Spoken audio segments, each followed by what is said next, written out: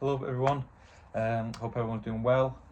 Today is kind of the first video that I'm doing, like part of this series where I'm going to be talking about how fashion relates to a lot of stuff. I'm going to be trying to help people that's watching the video, so yeah, hopefully I can be helpful, and let's get into it. This how I get up. Yeah, this how I get up. Okay, so for the first video of this series, I'm going to be talking about how and why fashion is so important to so many people. So there's a lot of kind of answers for this. So for one, maybe your friends and family, the way they dress kind of intrigues you. You want to start dressing like that, or maybe your favorite celebrity, you want to be seen like them. But I think that the biggest reason for it is because I think most people, well, not most people, but a lot of people don't have that much going on for them. So they use fashion as this kind of world to delve deep in, to distract themselves, because it is a form of almost security, because you do have something there that you can easily access.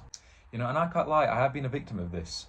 But there is a line between healthy and damaging. And the way it's damaging is because when you get so invested in into this world of fashion, which a lot of people don't realise how big it is, especially to the general public. But like I said, the way that it becomes damaging is when you start to neglect the other things that you used to be passionate about.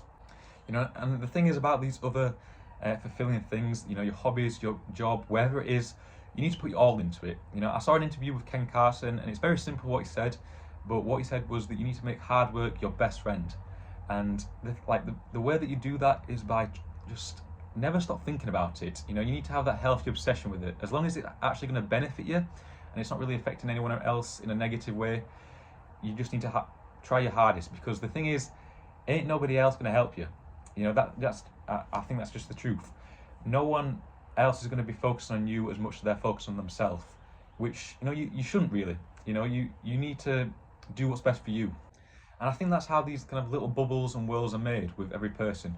When you're so invested in something, in a goal that you're trying to accomplish, you create this own little world that only you're kind of in, your mind space, which can be negative and positive. So it's just important to not neglect everything else that you're doing. And the way this links to fashion is that fashion is a hobby, and it can also become a job. And the way to kind of take it to that next level is by researching the pieces that you're looking for. Try to view them as more of just a piece of clothing that you put on your body. Understand the history and the origin of that piece, because although it is a materialistic thing, it will allow you to have a greater appreciation for that piece and the people behind the piece. So I'm going to try to link back to what I said at the start of the video with how people use not only fashion but the hobbies as something to distract themselves, because sometimes they do have that void within themselves which they do want to fill.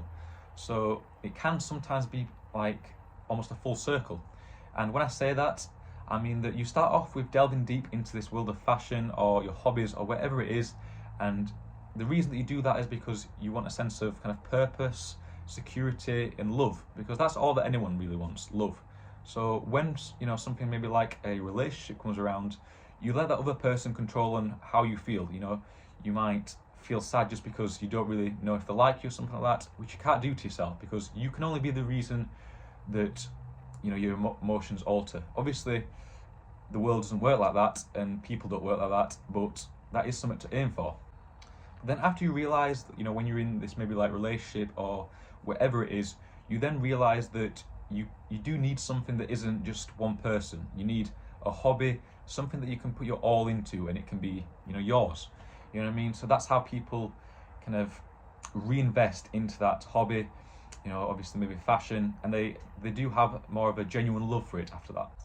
But yeah, that's all I really have to say for this video. I hope it's been really helpful for a lot of people. The reason that I'm going to be trying to do these videos is because I think the reason why people try to convey the same message as other people that have already done that is because although someone might have just said the message, it might not connect and resonate with someone else the way that if someone else said it. You know what I mean? It's just the way how you word it, and it's just the way how your brain works, whether you can connect with the way that person said the message. So hopefully I've said it in a way that kind of links to a lot of people, and yeah, I'll see you in the next video.